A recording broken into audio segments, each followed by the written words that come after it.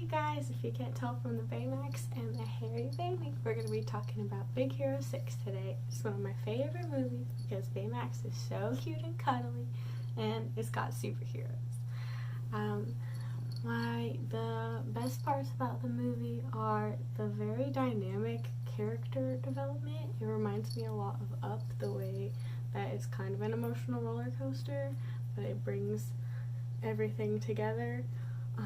It's my favorite because the way that Hero picks his family, it's not just his biological family, it's his aunt, and then he picks all of the lab research students as well, and they become kind of their own little Mod Podge science family, as well as a superhero group.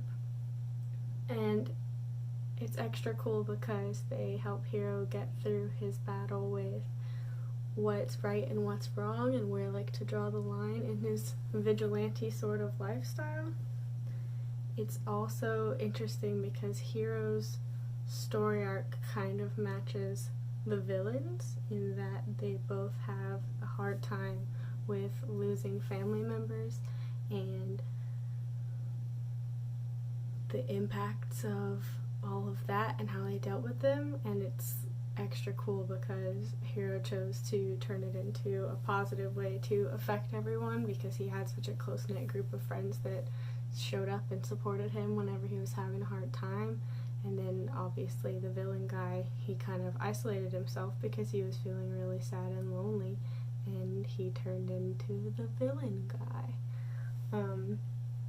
If we're rating it out of stars, obviously it's a 5 out of 5, because how can you not love such a cute squishy guy, especially whenever his battery runs low and he has to patch himself up with tape. All of the comedic elements rifled in through the serious stuff really keeps it lighthearted, even though it's a pretty heavy movie. A lot of crazy things are happening that are scary and serious, but it's super duper good. It really captures you and you're involved. The artistry is amazing, and then San Francisco, which is like San Francisco mixed with Tokyo, and it's in the future where they have these crazy floating fan things that generate electricity.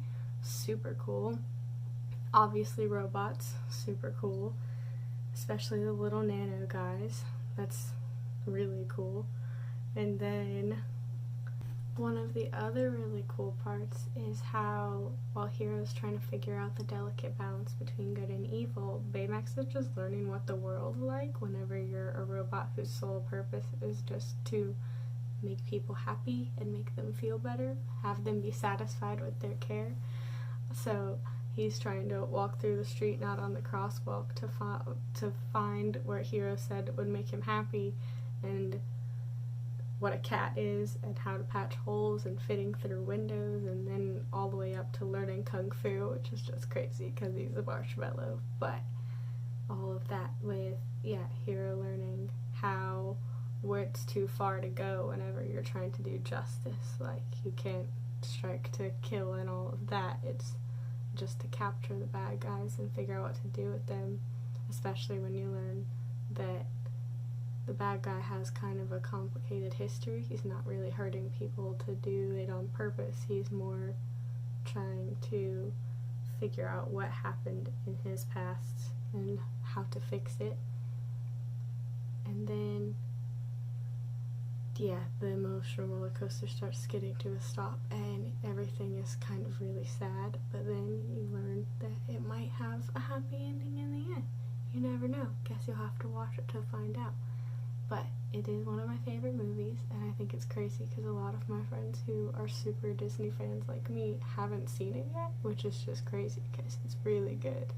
The artistry and the plot and all the storylines and choosing your own family and blah blah blah blah blah blah. It's just really